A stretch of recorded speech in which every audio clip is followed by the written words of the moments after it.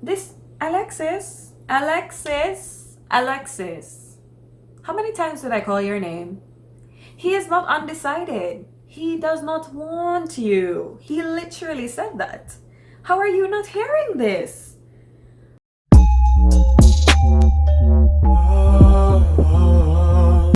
Hey guys, welcome to or welcome back to my channel. We are here together again for yet another review, and this week we'll be reviewing episode 10 of season 4, Ready to Love. So we know the drill by now. Let's get straight into the video.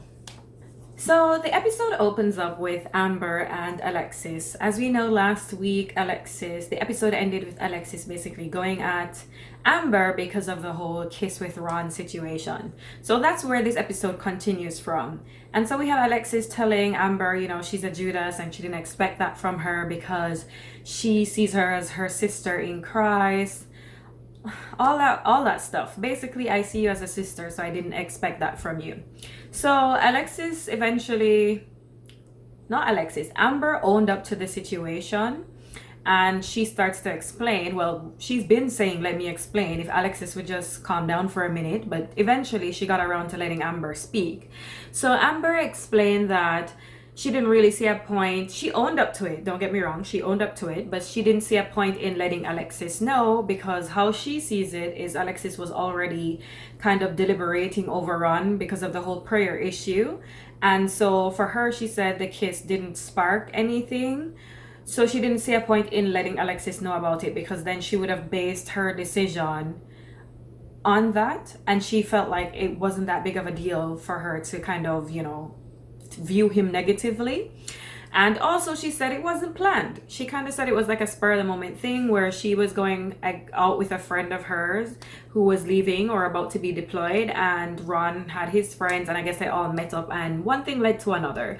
So the way Amber tells it, it was kind of like, oh, Ron made a move on me type of thing, but I really wasn't into it, so it wasn't really anything for anybody to get all hyped up over. Let me tell you, on one hand, I understand. I think that, okay, we're friends, we're girlfriends, and there is some sort of a sister code where you're like, okay, you wouldn't date a friend's ex or somebody that your friend has an interest in, depending on the situation, really. But for this particular situation, I must say I think Alexis is overreacting, because the first thing that came to my mind when Amber was apologizing was why? Why is she apologizing? And why is Amber acting like Ron was her husband of the last 30 years that she found cheating? Like, you weren't dating him. Well, you were dating him, but he was dating multiple people. That's what we're here for. And he's not your boyfriend. He's not your husband. They weren't in a committed relationship. And she has interest in AJ, which is another person, and she has been kissing AJ, which is another person. AJ has interest in Kyra has interest in Jason. So I'm just saying everybody has been doing this. So I kind of feel like at this stage it's a bit of a double standard for Amber. Yes, she has been predominantly interested in KG, but if she wants to explore another interest, she's perfectly within her right to do so. And I just don't understand why we're apologizing to Alexis and why she's acting like she's at her husband's funeral. I think she needs to calm down. Calm all the way down. And especially because she wasn't interested in him. She basically made up her mind that she was going to pursue AJ and that her and Ron were no longer clicking. So explain to me, what's all this drama? Because I'm not getting it. I'm not getting it at all. After all the excitement and Amber finally apologizing, Alexis was like, oh, it's cool, you ain't gotta explain no more. And in her confessional, she says Amber took it like a woman, and she appreciates the fact that she apologized and took accountability. Okay, let's just move on. The next scene has everyone at the pool/jacuzzi. So Alexis, Vernisha, and Joel are sitting off to a table by themselves smoking, or there was a bong on the table, so I assume they were smoking. And then it was actually Jason and Liz in the jacuzzi. And so here comes Kyra in this outfit. And her whole purpose for wearing it, she was like, oh, well, men are visual creatures, and she feels like she has a point to prove because Jason has been building his connection with Liz. Meanwhile, Liz is over there counting Jason's muscles, according to her. I don't know, abs or something. She was like, oh, look at his muscles. And in her confessional, she was just like, look, I did not even notice Kyra because she is so into Jason. So I'm not quite sure Kyra accomplished what she was meaning to accomplish, but okay. Enters AJ, who goes directly to the jacuzzi where Liz, Jason, and Kyra are. And mind you, I did say Alexis was sitting at the table across. I don't know if they cut it out, but he didn't even stop as so much to say hello to her. He went directly to the pool. And so here goes Alexis. Oh, her strategy is to basically give him all the space that he needs because she wants him to kind of figure out his relationship with Kyra, and then that in turn will let her know how their relationship will progress, because right now she feels like her and Kyra are neck and neck. Okay, Alexis, you hold on to that. Okay. So then we have Kyra, Liz, Jason, and AJ in the jacuzzi, of course. They start talking to one another, and Kyra asks Jason a question. The question was, what brings him peace with his partner? So, of course, in a nutshell, what he said was trust and having an understanding as far as it goes with interaction with his partner. And then in his confessional, he tells us that he's basically frustrated with his relationship with Kyra because he feels like her guard is up and she's yet to open up to him, I guess in a way that he wants to see her open up. And then AJ basically threw that same question at Kyra. She said provider mentality, and then she expressed that she doesn't feel like she has been guarded with Jason, because right there and then he did say to her, like, you can be a little bit guarded. And so she was like, well, I don't really think that I've been that guarded with you though. And he was like, oh, okay, that's something we need to talk about. So I guess he's saying that's a conversation for a later time, because right now, everybody's together. It would be a bit awkward to have that full-blown conversation right there. Then we cut to Amber and Chris, who are meeting up by the fireplace, and Amber is basically just doing damage control, because not only did Alexis air out her dirty laundry, but Chris was there. So he was kind of wondering too, like, hey, what's going on? So he starts by saying that, he found it a bit strange because they're two people who normally share everything. And so when he heard that coming from somebody else, the first thing he was wondering about is why she didn't tell him. So what he basically needs to know is, was this a once-off, or does this affect like where they stand? Is it something like she and Ron were, feeling each other? So here goes Amber. And this is when I realized that Amber is a smooth criminal, okay?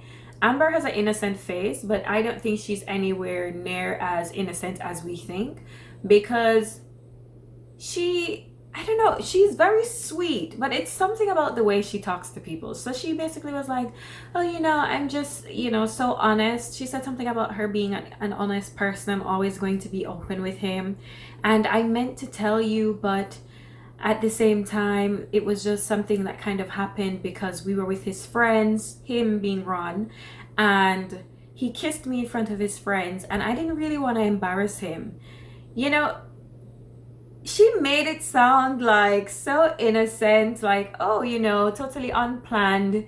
He and I were just kicking it. He kissed me, and just for the sake of not embarrassing him in front of his friends, I let it happen, but it didn't mean anything. And I was gonna tell you, but this, that, this, and the third. No, if you're honest, you would have said something. But you're trying to play like you're so smooth. You're not. And we see through you, Amber. I mean, I still don't think that she is, I don't even know what's the word that I'm looking for. I still think she has genuine affections for Chris. But then a part of me feels like she knows that he was the easier target in terms of, because of how he approached last season with Naya. We know how genuine he is as a person. So I think she knows exactly what she's doing with him. She's manipulating him because he is easy to manipulate. That's what I saw from that conversation. Because without a shadow of a doubt, here he goes, oh, she's such a strong, honest person, and she's really open. Everyone makes mistakes. He bought into every word that she said. I'm not saying he should have reacted any differently, because I don't think it's a situation to really blow up about, because after all, Ron is no longer there. But from the interviews and stuff that I've seen from Ron, he made it clear that they had a relationship in terms of they had an ongoing communication. They were talking to each other, getting to know each other. So this wasn't just like oh, this is not somebody I talk to and we just hit up, you know, the club or the scene and he just happened to kiss me and I wasn't into it. You're lying. You're lying. And so seeing how she manipulated that situation, Amber, I already called you last week. Please. Also, before I forget, he said, oh, Ron got a kiss on Saturday. Am I gonna get a kiss on Monday?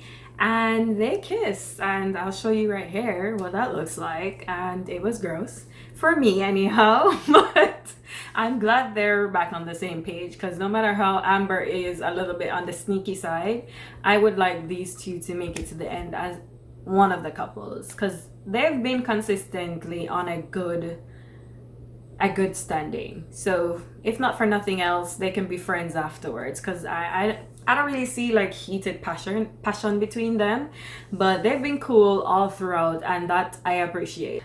After that, we cut back to the jacuzzi scene, and like I said, those four are still in the jacuzzi. AJ, Liz, Jason, and Kyra. So we can overhear Kyra and Jason talking all loudly. I guess they're being really passionate over something. I don't really want to call it arguing, because it seems like they were just debating something kind of loud. And here goes Alexis at the table to Vernisha. Oh, I don't know why he would want to be with someone who he's always arguing with. It seems like that's all that they ever do. And I observed that she spent most of her time talking to Jason, and with AJ, it's just conflict. My question is, at least he's talking to her. Why are you so focused on Kyra? Because Jason is a connection of Kyra. AJ is a connection of Kyra. So whatever their relationship is their business. AJ is your only connection, and since we've been seeing this jacuzzi scene, he hasn't said boo to you. So her whole focus is, oh, with us, there's peace. Clearly, that's one-sided, because as much as AJ keeps saying his connection is equal or he feels just as strongly with Alexis, his actions are just not matching that. Because every chance he gets to be with Kyra, be around Kyra, talk to Kyra, he takes the opportunity. This is not the first or the second time we've seen him around Alexis, and he's chosen to deflect his attention to Kyra.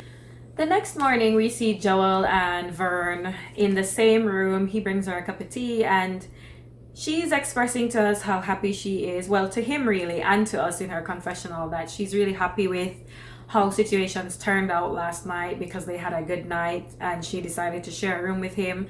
I think the long and short of this scene is that they were able to sort out their situations, because she explained that she appreciated and she learned that he's able to take accountability for his actions and he's able to make things better, rather than allowing it to just sit and simmer over a couple of days. Because the way she sees it, they could have both gone to bed angry at each other, but instead they spent the night, I guess, talking about their situation and coming to an agreement. So they seem to be in a much better place. I'm happy for the both of them, but I still think Vernisha is wasting her time.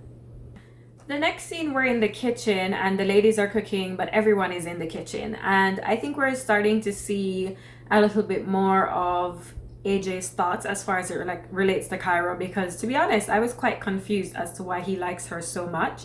But he basically explained in his confessional that what it is about her is that she's assertive, and he feels like that's something that he needs.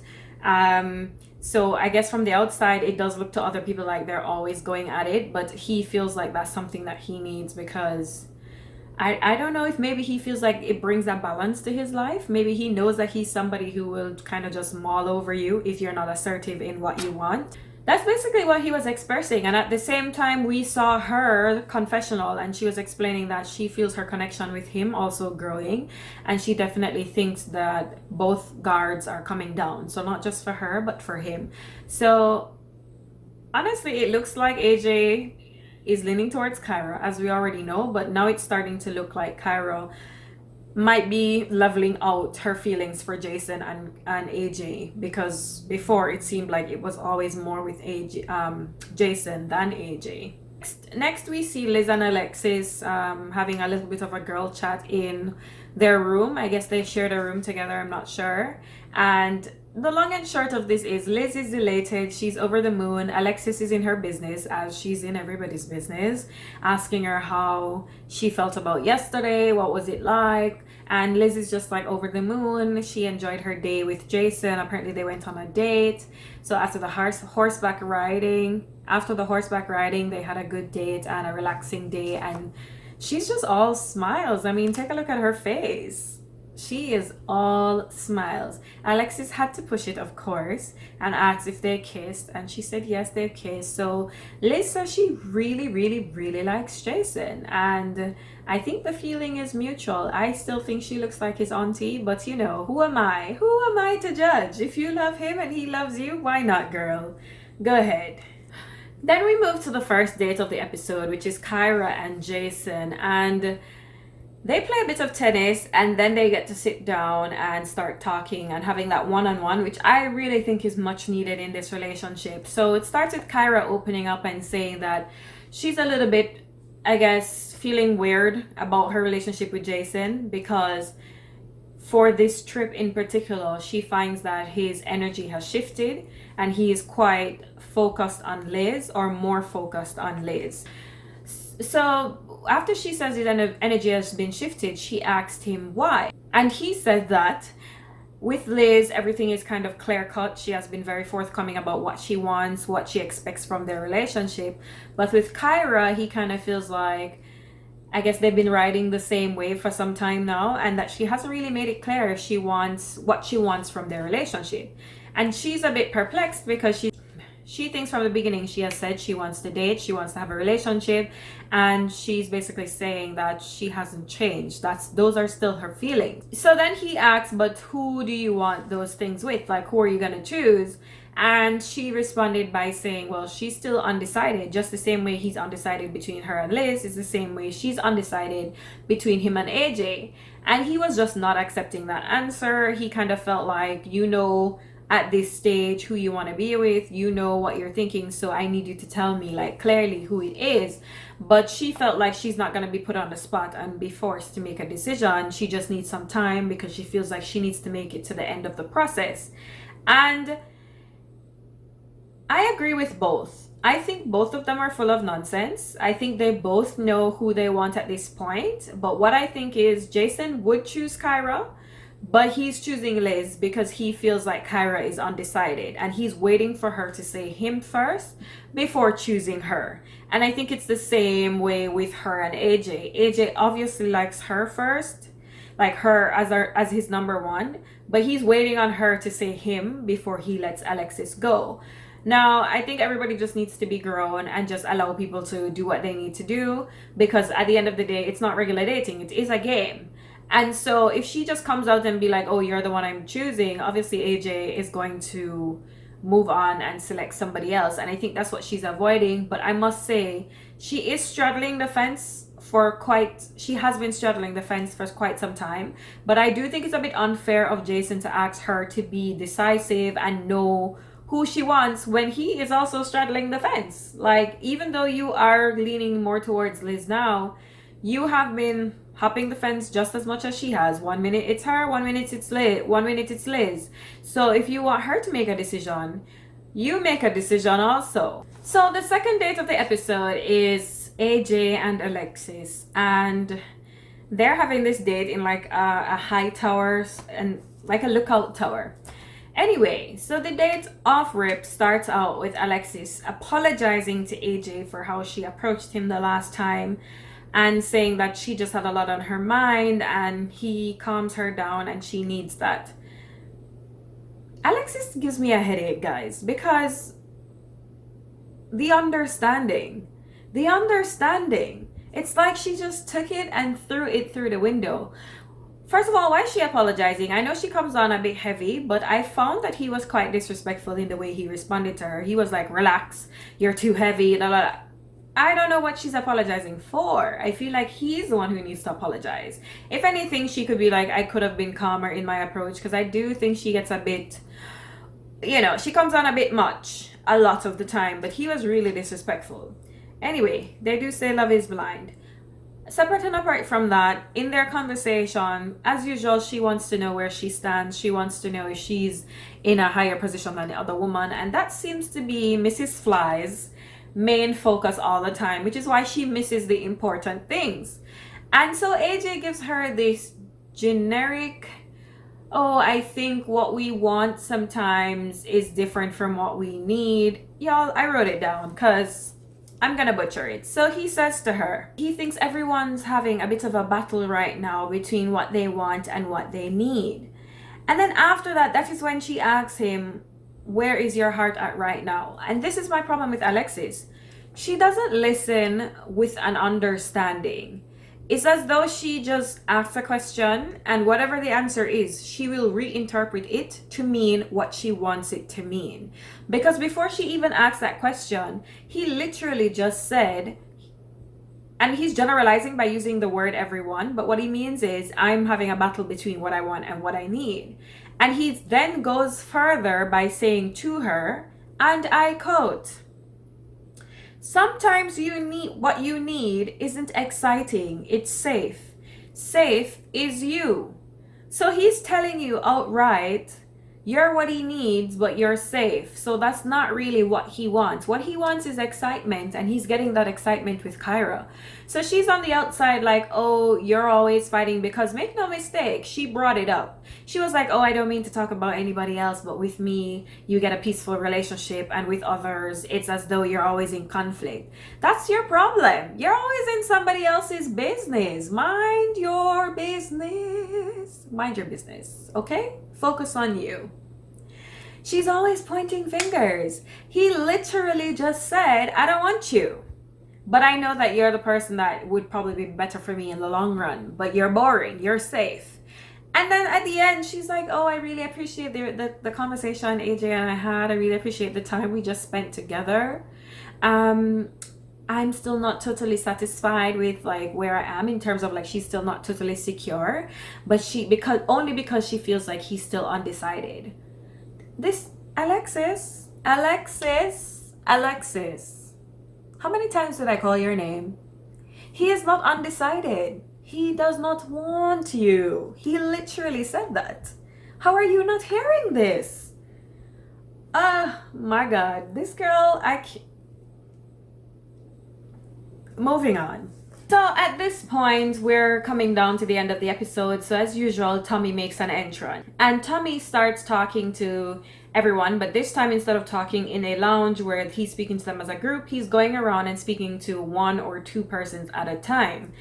And then asking them the ultimate question, if you are supposed to leave right now, who would you leave with? So he starts with Jason, who gives him a rundown of his feelings between Liz and Kyra, and then Tommy asks the question, and he chose Liz because with Liz he finds that there's consistency. He finds that Liz has been there for him, and like we know, Kyra has just been riding the fence for far too long, and so he's not with it anymore. He's not with the playing the games and kind of with the back and forth, and so he chose Liz. Next, we had Joel and Chris, who spoke to Tommy, and this time Joel had the common sense to choose Vernisha because after everything all that explosion that happened, he knew better this time, so he chose Vernisha when asked the question. Chris said that irrespective of all the kissing and whatever, he still would ride things out with Amber. Then Tommy moves on to speak to AJ, who annoyed the living crap out of me. Because Tommy asked him to make a choice and he was like, oh, he can't make a choice. He doesn't want any of the ladies to leave. Are you going to enter a polygamous relationship or you need to make a choice? Like, he irritated me so much with that. I was just like, sir, don't annoy me. Make a decision. You know, because every week you're asked this, you know you need to make a decision. So then he was being all dramatic and I was like, oh, he needs more time to speak. So because of that, Tommy was like, you know what, go ahead, take a little bit more time. And so he opts to invite Kyra on a date because it seems his decision is riding heavily on who Kyra will decide on. It's almost, like I said, it's like he's waiting on her to say him so he can say her, because that really is who he wants. And it's so obvious. So he invites her on the date, ratatatata, my feelings have grown for him, yada yada yada, my feelings have grown for her. Then he asks her flat out, who would you choose? They're basically the same question, and she just says, okay, I know what you want me to say, but I wouldn't be able to make a decision because I'm still undecided. Basically, the same thing she told Jason earlier. And he was looking for a point blank, I choose you, AJ. And so when he didn't get that, he said, well, this is where your journey ends. You're leaving tonight, because it came down to only me. So basically let her know that Jason chose Liz and it's down to me whether or not you go home. So I'm thinking, okay, she's out. Okay, so Kyra would have been eliminated. So then we cut to the scenes for what to expect on next week's episode. And it continues from there, and we're seeing a clip where he's saying to her that he's still not sure about his answer, and he's still holding on to her hand for dear life. And evidently she did not go home, because then we see Kyra in a clip after Tommy tells the ladies that this week is their last week to go out on one-on-one dates, and apparently Kyra chose to go on a one-on-one date with Jason because she says she has some unfinished business with Jason. So I don't know, guys, this is a mess. AJ kept Kyra because AJ wants Kyra so badly. And it seems like Kyra's main focus in staying back is to sort things out with Jason. So, learn to love who loves you, people. Learn to love who loves you. Because what a mess. The most bizarre thing, we see Chris telling Amber something about needing to be married or wanting to be married, which is so different from what they said earlier on. But I digress. And somehow that is in connection to him not having sex, because then he mentions, oh, I'm not even having sex anymore. And he said it in a way like, oh, I'm waiting for marriage before. So I don't know if he's trying to say that he's celibate, because that would be news to us, because we didn't know any of that before. So we have to watch to see what that's about. Of course, we see Jason just like, you know, when someone's fully frustrated and it's just like, look, at this point you need to just let me know what you want. So we see Jason asking Kyra flat out, who do you want? It's almost like he's just like, I don't want to hear any more long talking. Tell me who you want or get up. That's how his energy was. So we really need to see this one-on-one date, because it seems like they're both gonna have to lay things out on the table, and Kyra has gotten a wake-up call, because she's realizing nobody's here tiptoeing around you anymore, sis. You need to make a decision. And so that's all we have for this week. This episode was a bit of a filler. I would say not too much happened, because even the elimination, it seems like it didn't really even happen. So this was definitely a filler episode. Nothing really happened. No one got eliminated. And people are still talking the same things that we already know. And I'm ready for somebody to get cut, dropped, slashed, anything. So let me know down below in the comments, who are you feeling this week? Who are you not feeling? Like I said, I still think Alexis needs to bounce, roll, ship, fly. Whatever you need to do, sis, get out of here, because you're not needed. You're not really needed. And then I think AJ could just giddy up right behind her, as well as Joel, because he's a waste of time. So all in all, I would like for Chris and Amber and Jason and Kyra, just because I don't really see it there with Liz. But I think Liz is a wonderful person, and I think she will meet someone out of all of this hoopla. But of course there will be 3 couples, so there will be another couple. So I guess we have to watch and see who exactly that will be, and hopefully next week something will actually happen in the episode. So until then, guys,